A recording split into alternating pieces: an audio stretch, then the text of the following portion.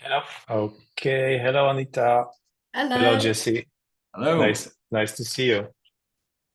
Yeah, you Nice to too. see you. Yeah, we have lots of people coming, so I'm going to be clicking over and over again to accept each one of you guys. Happy to see you, to get to know you. Good morning, good afternoon. I don't know exactly what time Yeah. zones No, it's you're morning. in. It's 8:30 I know a.m. for you. Yeah, California. yeah, Yeah. It's 4:30 for in the you, I know. UK. Okay. Yeah. Okay, I'm based in France. It's 5:30 for me, p.m. So yeah, we have Adrian, who is in the United States also. Got it. Hello, Jibe. Nice to see you. Okay, that's great. So as I usually do, I'm going to start introducing Ikare.ai, which is the organization I have founded, I belong to, and who bears the initiative, and explain the whole context. And it's going to take like less than 5 minutes, and then we are going to leave the space for Jesse Levey, who is going to talk about practical insights into how to optimize one's longevity. And meanwhile, while I do my intro, the people who are a little bit late will have the ability to join. So let me share my screen and start the presentation. So here we go.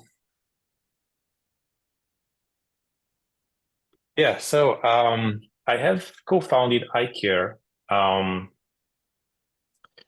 whose purpose is to help as many people as possible live 100 years in good health. Science and medicine have made tremendous breakthroughs during the last 10 to 15 years. And today, living 100 years in good health is no longer a pipe dream. It's an ambitious yet realistic goal. So we are trying to push as much as possible this trend and to help medicine transition from what we could call medicine 2.0, where we try to be, we wait until we have a disease, we have some symptoms, something hurts, until we go see a doctor, to transition to a new medicine where we are in good health and we are proactively acting in such a way to prevent that good health as much as possible. So more precisely, what we do with iCare Longevity is two things. So first is to create this community for educational purposes and do-it-yourself tips and tricks. And this is basically what we try to share with as many people as possible during these workshops. It's 100% free. So I have Jason coming here. So it's 100% free, practical insights. And again, if you feel it brings value, please talk about this around you, and let's grow the number of people who are aware of preventative medicine and things they can do and they should do before they get sick, when it's most of the time too late. What we also do for the people who want to take it more seriously and want to jump into very practical insights and assistance is that we have a team of experts who guide patients through their longevity journey. More precisely, we pair each patient with an individual medical doctor with expertise in longevity and a health coach to help the patient implement the recommendations that the doctor generates, to implement them into their daily lives. You know, most of the time it's about implementing behaviors, changing behaviors, which is complex. And we know that this is where things get stuck most of the time when it comes to patients trying to apply longevity tactics to themselves. And of course, the medical doctor and the health coach are there to help patients, but at the end of the day, the patients need to provide the effort and discipline, just as going to the gym. I mean, there's a fitness trainer who is going to tell you what you have to do. You have the machines, you have everything, but you still need to go there and you need to put in your own sweat. So that being said, today's longevity workshop is going to host our keynote speaker, Jesse Levey, who is a longevity expert and founder of Longevity Health. And he's going to talk about exclusive insights into the science, expertise, and practical tactics to live your healthiest life.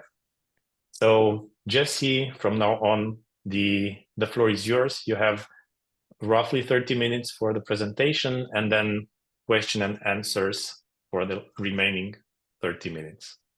So please go ahead. You can stop sharing your screen and I will stop sharing mine. Great. Thanks for that. So yeah, what I'm going to talk about today is really around how to develop a strategy to live a longer, healthier life. What I find is that a lot of people are focused on individual interventions, the things that they can do, and we'll get to that. But what we find, in our program is that what the biggest gap for most people is thinking holistically. And just a little background, Longevity Health is a virtual longevity clinic. We help people figure out how to live longer and healthier. We are sort of a cross between a longevity executive physical, like a Human Longevity Inc. or Biograph, and a longevity-focused concierge medical practice. Like Peter Attia's, obviously, he's not part of our program, but that's sort of the idea here is to combine these two things together so that you get all the testing that you need, and then you get the support ongoing. But here today, I'm mostly going to talk about the tools that you can use in order to figure out what you should do. So tell you about my story, and then the components of how to design your own program really starts with the longevity why, then developing the strategy, coming up with a plan, and then I'll open the floor for questions. So just a little bit about me. I started this company because of my own experience. I have a family history of heart disease. Most of the men in my family had a heart attack before the age of 50. And so because of that, I was always really active, focused on exercise and nutrition. I ran 3 marathons. I did CrossFit for 10 years. But I never was thinking about the science behind what could actually enable me to live a long, healthy life. And so a few years ago, when I found some of sort of the research in the space, I was like, oh, this just makes sense. This is what I should do in my own life. But as I tried to implement it, I found it really hard because there was all this conflicting advice. And so what I started doing was just like picking things almost randomly. And then as I started talking to more people, I realized that this was quite common, and that what was lacking was a holistic solution to really think this through strategically. And so that's what we developed at Longevity Health and what I'm going to give you the tools to do on your own today. So for me, it starts with what we call longevity why. It's great to want to live to 100 years old, but why? Why do you want to live to be 100? And what is it that you want to be able to do? So when you say 100 healthy years, what does that actually mean for you? And this helps both to design the program, but also to keep you focused and motivated. And so for me, skiing is a big activity in my family. I want to be able to ski in my 80s. This is actually a picture of an 80-year-old I met on the ski slopes last year who was a better skier than I am. So I got some work to do. I want to be able to hike uphill into my 90s. And I've set this number of 102. Jesse, yeah. Jesse, sorry for interrupting. We don't see your screen. So if you talk about things that we should be seeing on your presentation, we don't see your presentation. Oh, sorry. What were you seeing? No, we see your face, which is fine because the story is compelling, but you talk about the picture of you skiing and we don't see it. But if you're not supposed to have a presentation, there is no problem. I could No, I see. Okay. Sorry. Maybe it's my fault. I'm so sorry. No, go ahead. It must be my computer. Oops, sorry. Let me get this back then. Okay. So sorry for interrupting. You see my screen now? I do see your screen now. Surprisingly enough, I didn't see it before. But if I'm the only one, again, ignore it and just go ahead. Yeah. So I set this sort of arbitrary number of 102, which I was 34 when my oldest was born. I actually asked him when are you going to have kids? He said 34. So if he's 34 and then his kids are 34, at 102, I get to meet my great-grandchildren. But I don't want to just be alive in a nursing home at 102. I want to actually be able to pick them up and be on the floor to play with them. And so that's my own longevity why. This is what I want to be able to do. You know, some other people may say, you know, they may have other goals. And I think it's really important for you to sort of figure out the goals for yourself, whether that's traveling or, you know, walking your grandchildren down the aisle, or being able to go to a coffee shop, or surfing or skydiving. And some people do want to live forever. We'll talk about, you know, sort of how that plays out as well.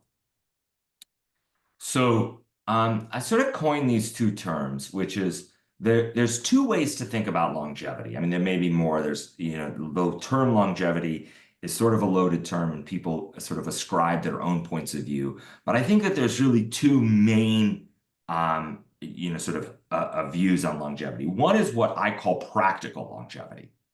So this means I want to maximize my own lifespan, you know, based on my own genetics, based on my own, you know, sort of lifestyle, where I'm at today.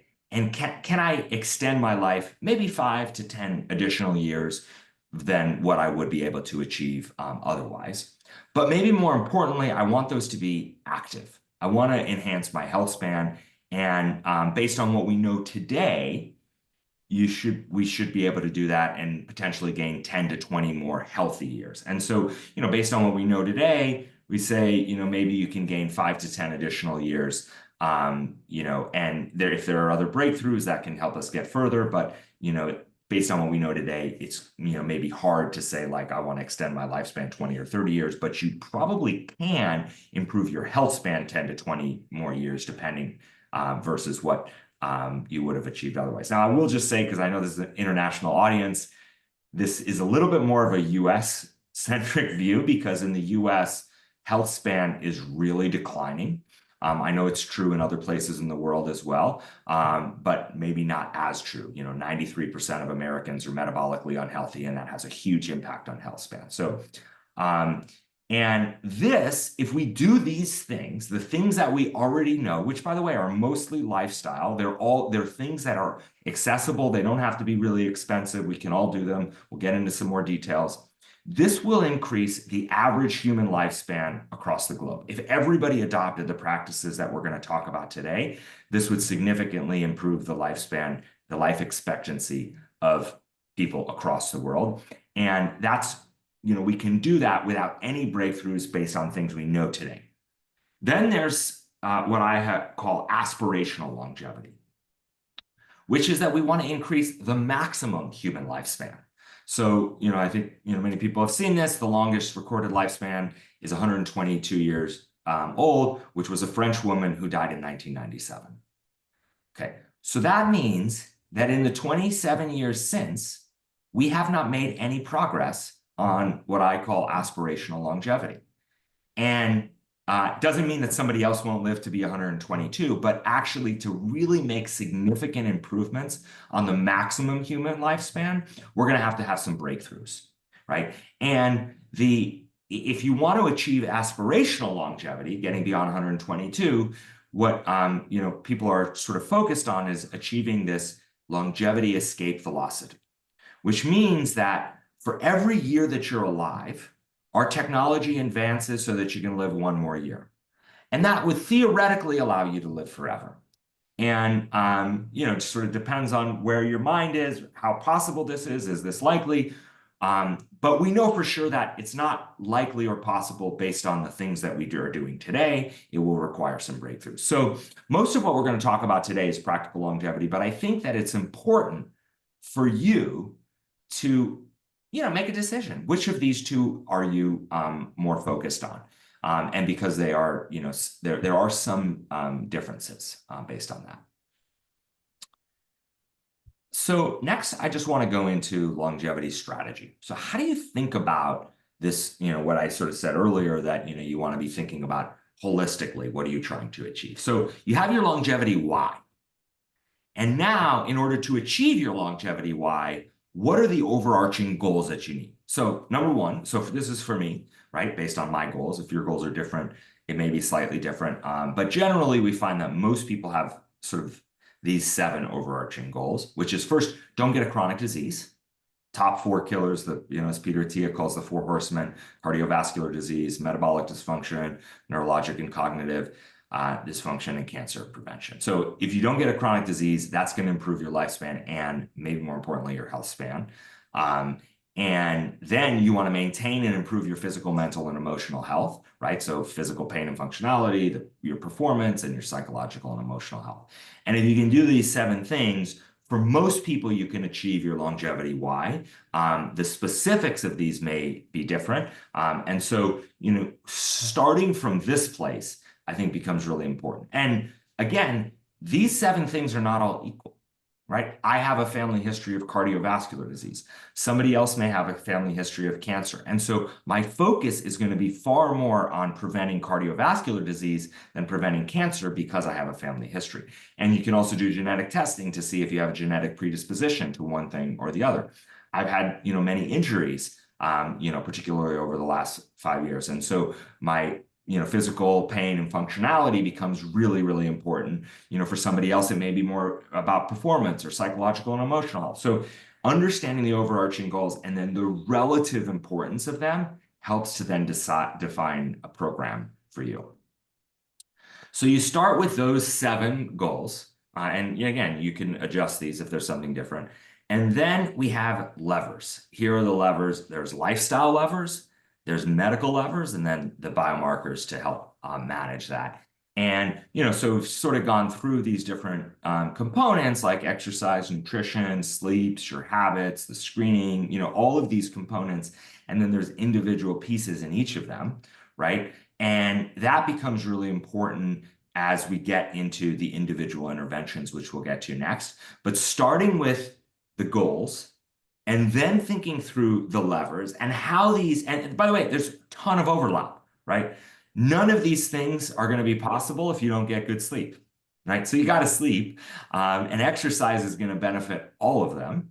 But understanding your relative focus helps to impact this in terms of where you're focused, right? So then we get into these intervention and tools, right? And these sort of align with the levers. So, what are the things you can do in exercise and nutrition and sleep and the tools that we can use to help manage that. And so now you're getting into the intervention. So if you align your goals, you align your why to your goals, to the levers, to the interventions, now you have a strategy. And so just sort of, to recap, you want to start by understanding your goals, right? Which, as I've sort of defined them, as don't get a chronic disease and maintain and improve your mental and physical well-being, and then maintain and improve your emotional health, and then align your overarching goals to your biology and your why, right? So that's the next piece, which is like, you've got a family history, you've got some biomarkers that say, you're sort of pre-diabetic. And so therefore that becomes really important versus, maybe I have a biomarker that says that, I'm borderline, sort of high on ApoB. So, my cardiovascular disease is at risk, or I've done a calcium scan. We'll talk about some of these things. And then of course you got your personal preferences, right? So like for me, I really don't enjoy zone 2 training, especially on a bike. I can go outside and, go with a, weighted backpack, rucking, like uphill. That's good. I can get into zone 2. That's beneficial. But, I don't really enjoy it on a bike. I don't really want to do it for the rest of my life. So even though it may not be optimal, I'm going to make the decision to, use this based on my own personal preferences.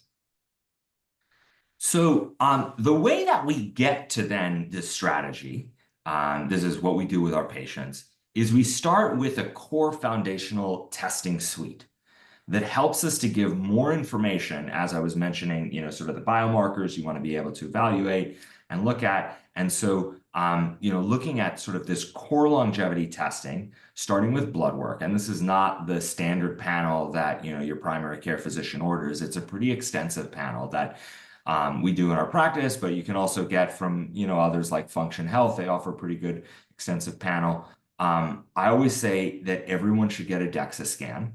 And the reason for this is that, you know, especially in the US, most people, you know, are focused on weight loss.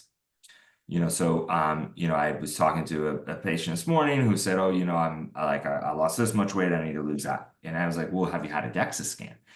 And if you haven't had a DEXA scan, you don't really know if you need to lose weight. Now, you probably have an idea, but really the things that we're focused on are much more about muscle mass, bone density, and visceral fat than, you know, total weight or even total fat.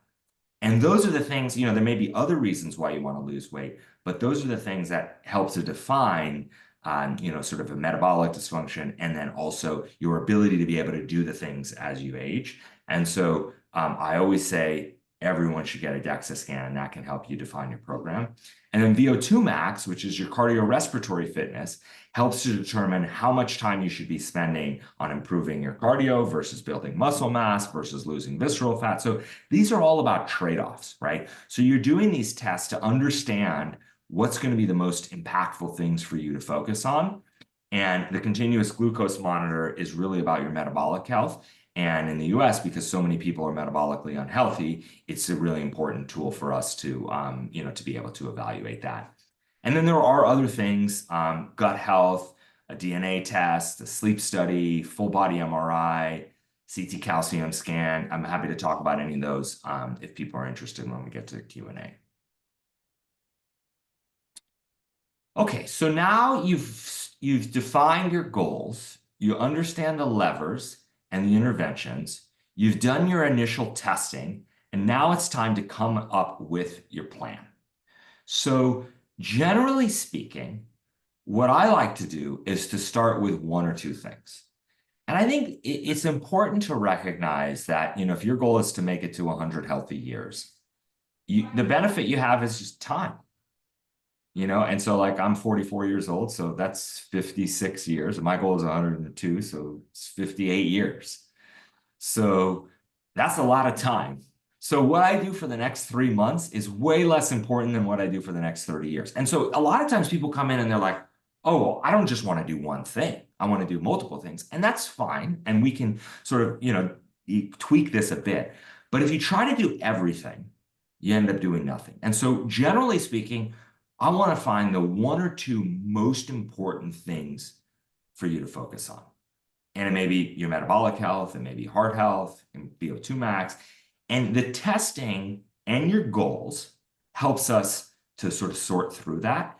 And if you pick the one or two things and you focus on them for 3 months or 6 months, then you move on to the next and the next and the next. And that becomes really impactful. You start to see the progress. And so that's usually where we start. And then the interventions end up, you know, many of these interventions can have an impact on multiple different things, right? So metabolic health is a perfect example. Exercise, sleep, diet are all going to impact these things. And so, but it's really important to have the specificity, right? So if I'm trying to improve my metabolic health, it's probably about, you know, increasing muscle mass, maybe about decreasing visceral fat in terms of my exercise program. And so the specificity of your program, aligning that to the goals becomes really important and can help you achieve more results. And for me, you know, as I mentioned, I've been really active my whole life. I was in the gym 4 or 5 days a week for literally 25 years. And then when I did my testing, I found, well, I'm only slightly above average. And I realized it was because I didn't have a specificity. I was going to the gym doing, you know, whatever. I was going to CrossFit classes and, you know, they were, you know, made me stronger for the first 12 to 18 months. But then after that, I was just maintaining. And so I changed my programming and had a huge impact, right? Sleep is critical. The diet, you know, we believe that it's not wrong to have focus on, you know, the optimal diet, but what's more important is that the diet that's going to support your goals, right? And so if you're trying to gain muscle mass, you should be eating a high protein diet. If you're trying to lose visceral fat, you should be in a caloric deficit, right? And that becomes way more impactful than should I be doing keto or Mediterranean diet, et cetera. Now, you know, there's definitely a lot of evidence of, you know, having a wide variety of, fruits, vegetables, nuts, seeds, legumes. A high fiber diet is beneficial. And we do recommend that, but we generally don't focus on, sort of what you're eating as much as the macros and the caloric numbers, and then figuring out a diet that's going to work for you with your lifestyle and your preferences, et cetera, that can help you achieve your goals ultimately becomes important. We also don't have like a standard set of, 10 supplements that everyone must take. The supplements are focused on the specific goal. So, I'm trying to build muscle mass, so I'm taking creatine. I'm focused on heart health, so I'm taking omega-3s, right? So but not having this like long list of all these supplements that you must take, but actually having supplements that are very targeted. And then, again, for some people who are focused on heart health or metabolic, there could be medication that accelerate that. Things like rapamycin and metformin, we do support that, but generally speaking, that's sort of a later thing than focusing on the basics first. And for almost everyone that, I have seen, there's enough to focus on the basics where, that's sort of going to fill your plate at first. So yeah, I'm just getting, the other interventions that I mentioned, sort of as I just mentioned, these are generally things that we say should be pursued once, you've really optimized the things that we know for sure, right? So sauna and ice bath show some, promise. Particular sauna, ice bath can help to improve recovery. And so some people include that. GLP-1s are pretty transformative for people trying to lose weight. And so, we do have patients in our practice that are on GLP-1s, definitely had some impact. Again, aligning that with a specific goal, like I'm trying to lose visceral fat, can be really impactful. Stem cells, again, they're showing promise, but they're pretty expensive. And, you got to make sure you know what you're getting. And then the supplements and the peptides, yeah, again, to align to a specific goal. I mentioned that rapamycin still shows a lot of promise, but it hasn't been proven yet. And then hormones, again, for specific rationale, we do have patients in our practice that are on TRT and HRT, and that can be really impactful where there's a specific rationale for it. So I think we're right on the 30-minute mark, and happy to open up to some questions. Thank you very much, Jesse, for the presentation. It's so great because it encompasses the whole complexity of longevity and at the same time focuses on the 80-20 rule, where you really need to focus on the 1, 2, or 3 priorities that are specific to you and will certainly be different from other patients. So it really aligns with my observations and my point of view, my philosophy when it comes to longevity optimization.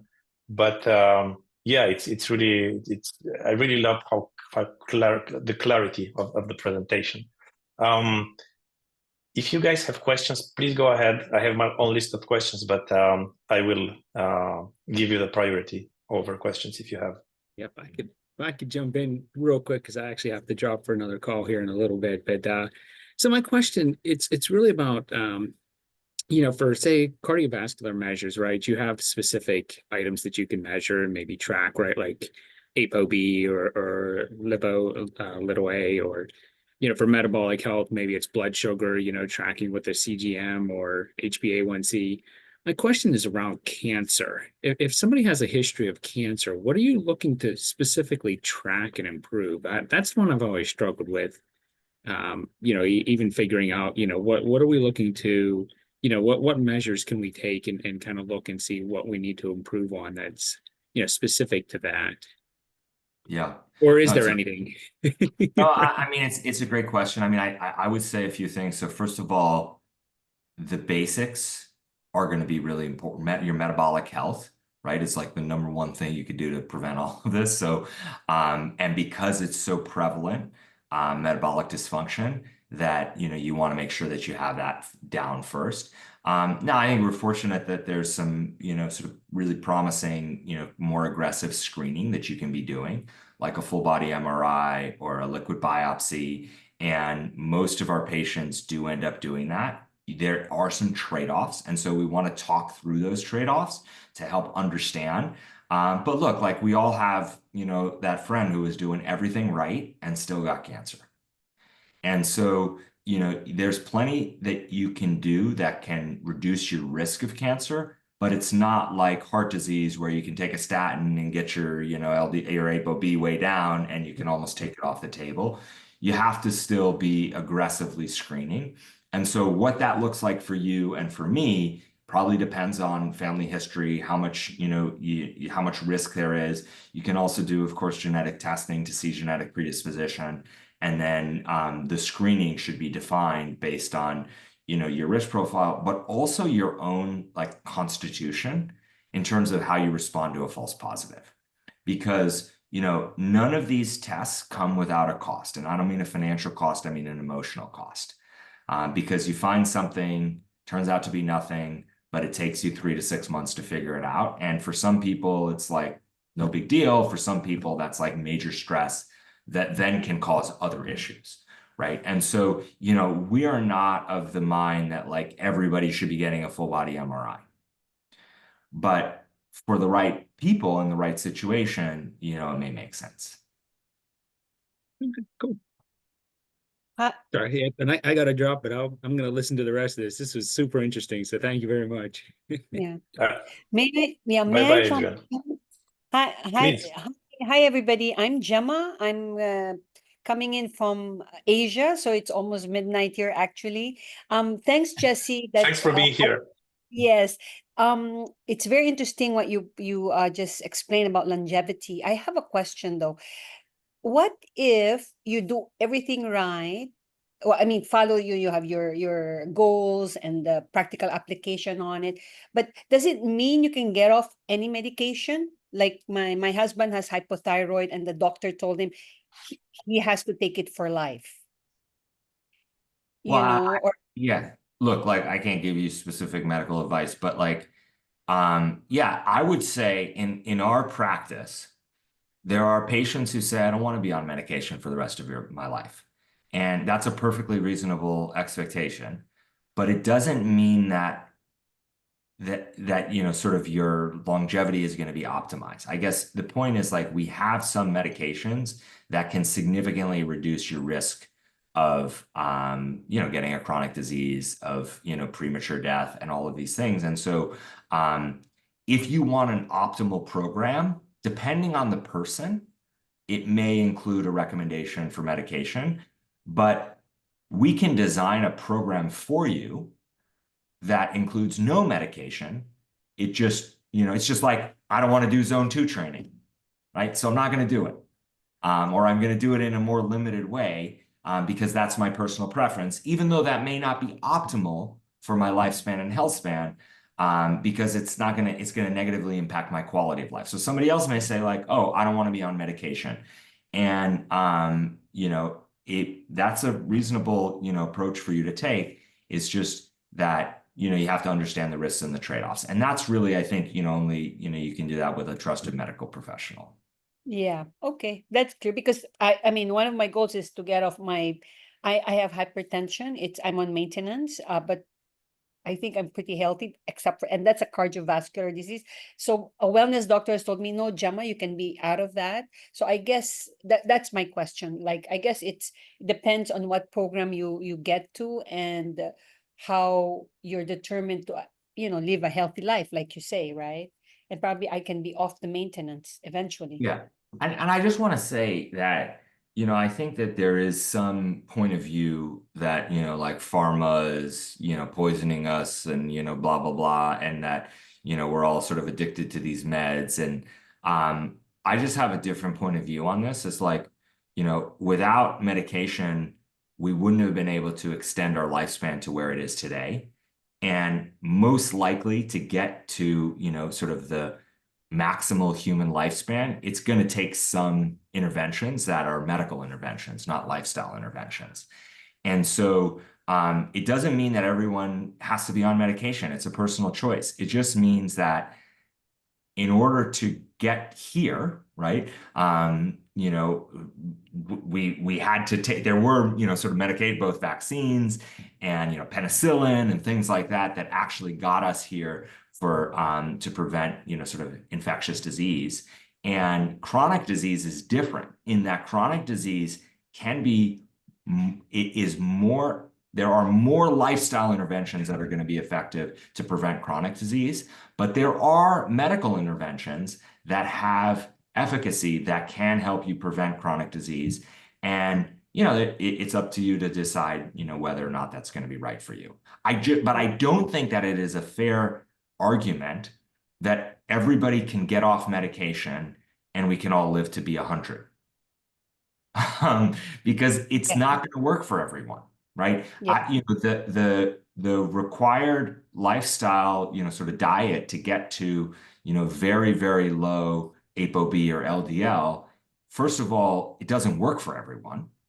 And second of all, it's so extreme that many people won't even do it, right? And so, you know, I just think it's important to like make the right decision for you, but I don't subscribe to the point of view that some, you know, sort of lifestyle medicine practitioners that like, you don't need to be on medicine. Yes, yes.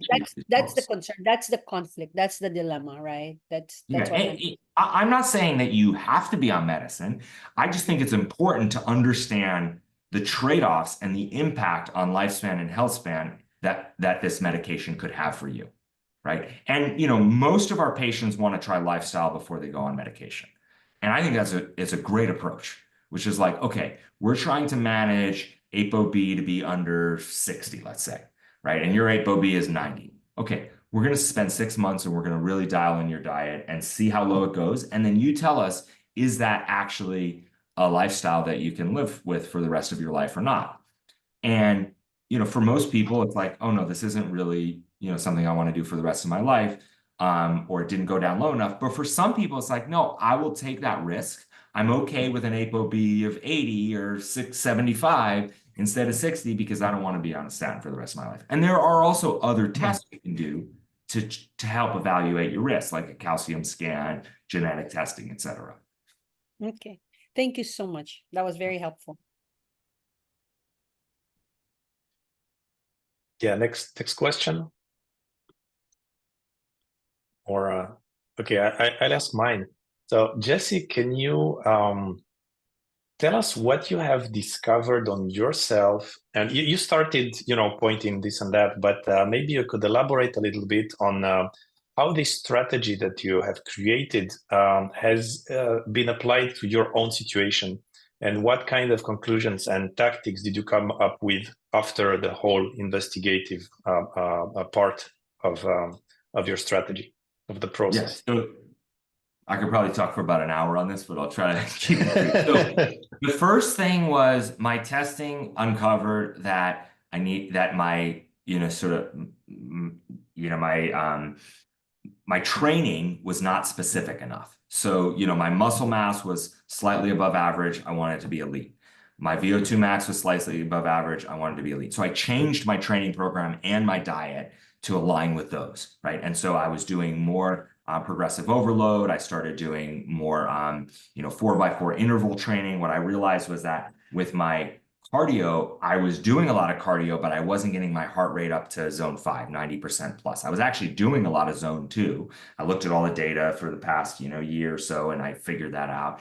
And then in my strength training program, I was doing a lot of strength, but I wasn't doing progressive overload, so I wasn't pushing beyond. So I did that, and then those changed to elite within 12 months. The second thing I did was I just really tried to dial in my sleep. And this was like a death by 1,000 cuts. It was 20 different experiments, you know, darker room. I see, you know, Jason's wearing these blue blocking glasses. Like I've got some of those myself. You know, I did try some supplements. None of them really worked. You know, I had like a nose thing, you know, so I tried, you know, mouth tape. I mean, I tried so many different things. I got an 8 sleep bed to make it cooler. And some things moved the needle and some didn't, but most of them were like, you know, 1% improvements. I would say the things that, you know, sort of move the needle the most is like my phone now doesn't work between 10 p.m. and 7 a.m. And so, and it's in a different room. And actually, even the Apple Watch, I don't wear it when I sleep because I would wake up and I would look at it. And so, but the sleep was sort of the next thing. And then, because my focus is around cardiovascular disease, I, really ended up, sort of trying to reduce the risk there, or actually evaluate the risk. So, where my ApoB and LDL were like kind of borderline, not borderline based on standard of care, borderline based on like Peter Attia recommendations. Should I be on a statin or not? And, I went back and forth with, my longevity doctor and my cardiologist. And ultimately we did a calcium scan. I did a calcium scan over a year ago, was 0. Then we did the CT angiogram to see if there was any soft plaque. A year later, there was none. I did the carotid intimal medial thickness. That also showed nothing. So then we just decided, okay, well, given this, we can wait. Right? I probably want to do this scan again in a couple of years, but I can feel confident that like my metabolic health is good. Because I've improved my VO2 max, my cardiorespiratory fitness is elite. And even though my ApoB is like in a good place, but not elite or, sort of maybe ideal, like it could be lower. But because all these other things are sort of optimized, we're probably okay to leave that for now and not start the medication, right? And so, this goes back to the like, do you want to be on medication the rest of your life? I'd rather not, but I wanted to evaluate the risk and have more data than just the blood work. And so, as we got sort of a full view, it's like, okay, I can feel pretty good now because my sleep is optimized, my metabolic health is optimized, I'm building more muscle mass, I have high cardiovascular fitness, and I have no calcified plaque and no soft plaque, right? And so, but the moment that we see that has switched, then, maybe we, sort of manage the ApoB to an even lower level. I was gonna give a comment. Yeah, I took off the glasses. It's actually morning here. I'm just wearing them because I like them. Yeah. No, I think you bring up a lot of good points, and I thought your presentation and overall approach is actually very impressive and very on point with many parts. I'd say the way I see things too. Probably 90% of what you said. Yeah, definitely good. I think the way you described like your sequence of events from looking at the ApoB to then taking those 3 tests, I think is really smart. And then to make that determination for yourself, like, hey, like I'm not in a disease state, so do I really need to, take anything? And yeah, I've taken the statins a lot, and similar to you, kind of ran this, research and looked into these, and the one interesting thing too is like everyone is so different, and there are like edge cases and caveats to even ApoB or any of these, especially with cholesterol. It can get so complicated. Like the more you dig into it, like the more you're like, wow, like this is like not easy stuff. Yeah, like on one of my tests, actually, my ApoB, you were talking about borderline, 150. So you were saying 775, right? So I was in the very, very high category, as high as it gets. And so I started digging into that, thinking like, well, how could it be so high? And I realized there's a certain phenotype that just have higher ApoB and LDL in general. It's called a lean mass hyperresponder. And so anyway, it's just one example of how everyone's so different. And now maybe my risk could have been high at that point. It's hard to say. I did do a few, things and lowered it a little bit, but not by that much, still in the high category. But I'm sure I am at risk though. I'm sure if I age and keep those numbers that high in the long term, but the question like you're alluding to though, it's like, do you take something to lower it or do you not? And so yeah. Anyway. Yeah, no, I mean it's a challenging question. And is your Lp(a) elevated? Let's see, Lp(a). It says 12.1. I don't think so. Yeah, no, that's not. Yeah, not this was like over a year ago though. This was a while ago, so I'd have to retest. And I think I need to do those advanced testing though, ones you said though, like to really determine, do I have disease state? Yeah. Yeah, if you're interested, I do free consults, 15 minutes. And, we also have, a sort of longevity focused preventative cardiologist who, with sort of more complicated cases, she's really good at like dialing in and figuring out, what's going to be right for you. So if you're interested, I could do a consult, or if you want, I can, just ping me. I'll send you her information. You can reach out to her. Okay, that sounds good. Yeah. And I'm sure I have your contact info somewhere. You want to drop your email in the chat just so I have it? Or? Yeah. Okay, cool. Thanks, Jesse. Yeah, I appreciate that. And by the way, I'm going to send an email with the replay and everything. So yeah, please go ahead. I don't know who had a question. Anita, yes, please go ahead. Yeah, this has been really fascinating, especially the difference between US, the way you treat patients. We don't really have functional doctors over here in the UK. If there's something wrong, you go and see a general practitioner, and then they sort of send you off to a consultant. So I find your setup really, really fascinating. I mean, I'm into longevity myself, but more from an academic point of view and training. So let's just say I'm a 59-year-old woman. I have Hashimoto's disease. I come and see you. Can you walk me through just so I can understand the process a little better? How does our program? So, I mean, generally speaking, it's going to start with like a 30 to 45-minute consult with our longevity physician. So he's going to want to understand, do you have any, is there anything that's specifically motivating you to come in? Whether it's a disease state or functionality or, a risk you're worried about. So that's really where we're going to start, which is, comes back to like this longevity why and the longevity strategy, sort of the overarching goals. And so, that's going to be the first step, is like, spending time really understanding like what are, I think Peter Attia calls them the icebergs that are out there, that are your risks that you need to sort of be thinking about. And, having a trained and trusted, medical professional sort of walk you through that, I find very, very impactful. For me personally, I'm a patient in our practice and for our patients. And so that's usually the first step. And then we order the testing bundle. So, we have a standard bundle, but based on your situation, it may be adjusted, right? So we're going to order this testing bundle that's going to have, sort of the different components of it. And, based on that, we're going to get the results, and then you're going to meet with a doctor again. And that's probably going to be 60 to 90 minutes. Right. And so, you're going to go through the results, and he's going to make some recommendations. And then we have what we call a personal longevity board. So generally speaking, after that, you're going to meet with some other clinician on the team.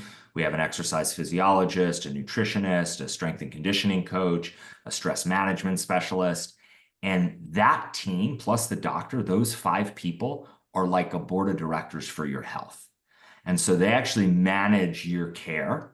They coordinate with each other. They're all employees of our business, right? So they all, sort of are part of the umbrella. They're, employees. They're not contractors. We're not sort of a marketplace sending you out to, random people. They all coordinate with each other, and they meet on your behalf and review your case and make recommendations to you. And then we have created a private Slack channel for our patients. So each individual patient has a private Slack channel with their personal longevity board. They're all 5 of them are in there, and they communicate back and forth. So you can ask questions, you can get answers. And so that's sort of the structure of our program. And what we've done is we've taken, sort of, we call it the billionaire bundle. And we've taken what the wealthiest people are doing, and we've brought it back to like the most impactful things, which the most impactful things are mostly lifestyle, and then having this coordinated care team so that you can get really high degree of specificity with your approach. Yeah, that's really impressive. Thank you.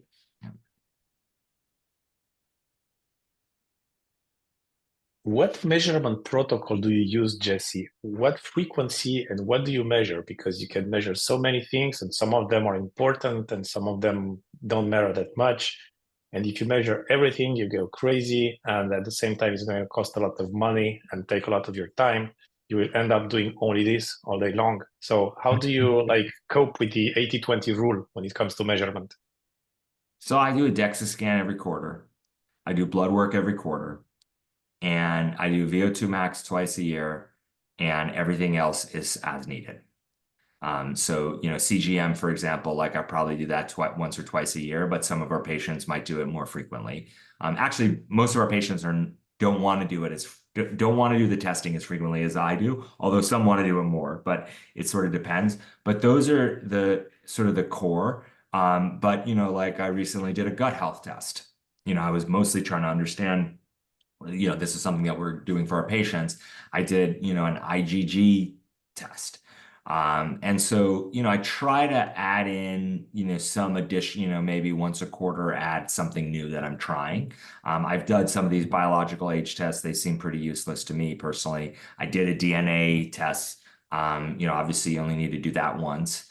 But I'm not into like this over testing. I try to find the most impactful things. And so but I did do a full body MRI, probably continue to do that every couple of years. I did do the Gallery test, liquid biopsy, probably do that every couple of years. As I mentioned, sort of the heart disease screening, probably will continue to do those, every few years. There's radiation involved with that, so you got to be a little bit more careful, although some of these machines are so efficient that they've gotten the radiation down really low. So, that's a real benefit. But yeah, those are the tests those are, I think, all the tests that I've done. So the blood work, the DEXA scan, VO2 max, CGM, gut health, sleep study. That I don't really do that. I have all the wearables, and I went to a lab to do it.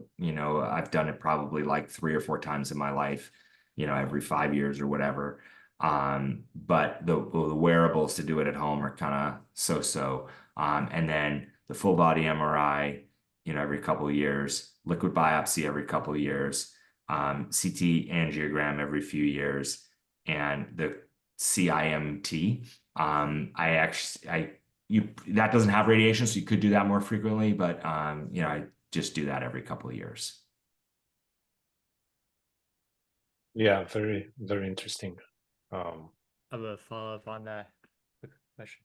Yeah, I think it was a good question. And what was the or two, I guess, on the full body MRI, were you able to figure out a way to get that like covered by insurance? And then the second question, I was wondering about the liquid biopsy test, like what like that's for or whatever. So the full body MRI was not covered by insurance. So no. But I will tell you there are cheaper options.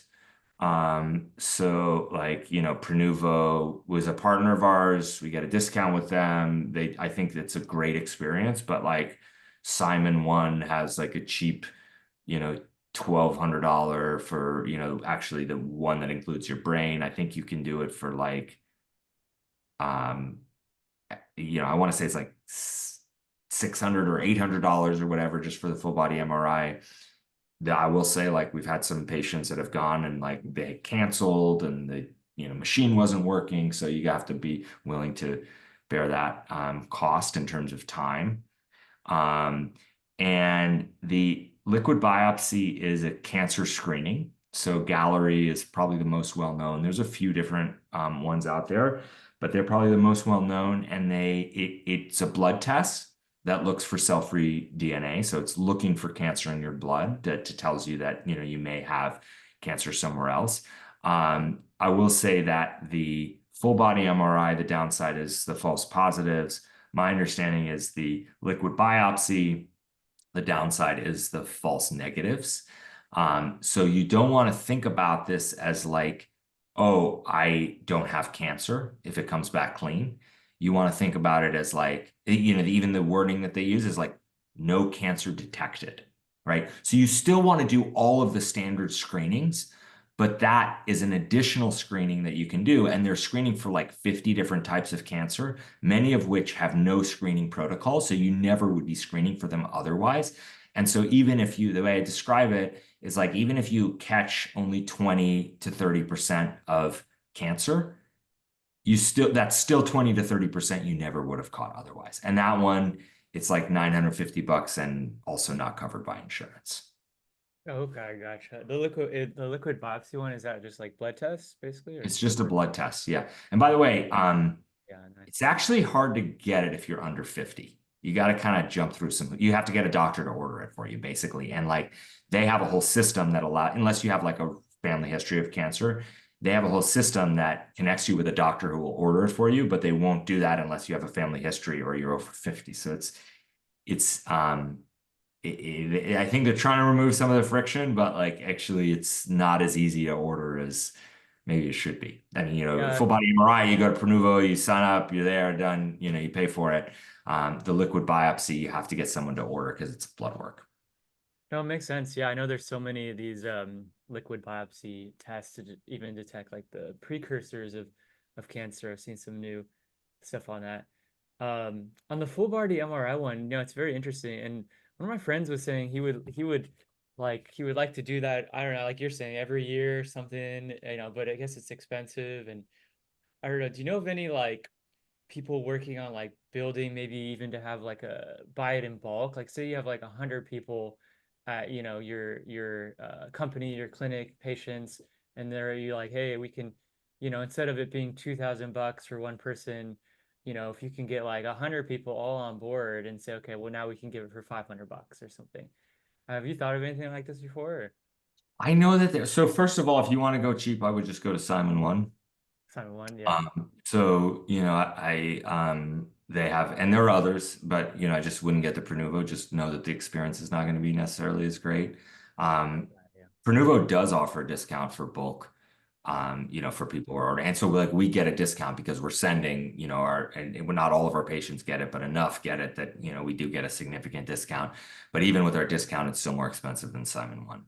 And I know that there was, there's a company that I know, a founder who was like trying to do exactly what you're saying, like offer it for like $500 or something, because there's like, excess capacity on these machines, et cetera. But I think the company didn't end up working. I think they started before COVID, and then during COVID, it was like, oh, no, we can't really do this. So maybe there's a business opportunity to do something like that now. Maybe it's hard to, it's hard to find those 100 people and get them all on board. And that's probably where he was like, well, like, yeah, they should just get their own tests or whatever. Yeah. Nice. Yeah. Thanks for the info. That was very, very useful. Great. Well, thank you all for your time. Yeah, my information is in the chat. So feel free to reach out. If you want to, I do these 15-minute free consults so you can talk more about your situation if you're interested. Obviously, can't give you any medical advice. But my email is there. And then also on our website, I have a longevity guide. It's like a newsletter. It's basically like a 5-part newsletter series that it goes over a lot of the things that we talked about today, but it's just in written form. And then I do send out a weekly newsletter with sort of additional thoughts and, sort of what I'm focused on right now. Thank you very much for the clarity of your presentation. It was outstanding. I attend to many presentations, and some of them are so technical and sort of lose the focus of what we're trying to communicate. So yeah, yours was excellent when it comes to putting things in the right order and giving priority to what is a priority, and also giving the general strategy that we should follow when it comes to what is known as of today. I still had other questions, but maybe, yeah, I will ask them in private or whatever, try to find another format to ask them. But yeah, it was exciting. Thank you very much again. This